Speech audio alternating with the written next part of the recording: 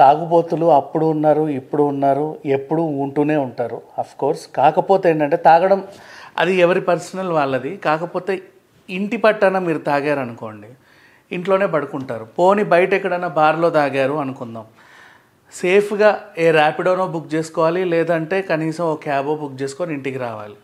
లేదా మీతో పాటు ఎవరన్నా తాగని ఫ్రెండ్ ఉంటే అతను నడిపితే మీరు వెనకాల కూర్చొని కూడా రావచ్చు. It's okay. అందరూ తాగి ఒక్కొక్క బైక్ మీద 3-4 వెళ్తూ రాత్రిపూట విన్యాసాలు చేసుకుంటూ హెల్మెట్లు కూడా పెట్టుకోకుండా, ఒకటి చేతిలో సిగరెట్ ఉంటుంది, ఒకడేమో బైక్ స్టంట్ ఉంటుంది, ఇంకొకడేమో ఇంకేదో ఉంటుంది, అరుపులు కేకలు గోలలతో వెళ్ళిపోతూ ఉంటారు. ఇలాంటి వాళ్ళు మానవ బాంబులు. రీసెంట్గా సజ్జనార్ గారు కూడా ఇదే విషయాన్ని ప్రస్తావించడం జరిగింది.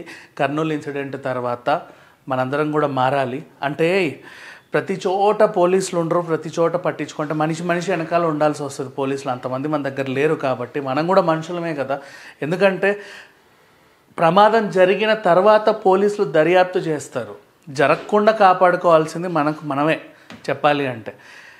ఎవరైనా సరే మీకు మీ కాలనీలలో రాత్రిపూట 10, 11, 12 తర్వాత విచ్చలవిడిగా తాగుతూ లేదా తాగి ఊగుతూ కనిపిస్తే బండ్లపైన ముఖ్యంగా 100కి ఫోన్ చేసి చెప్పండి.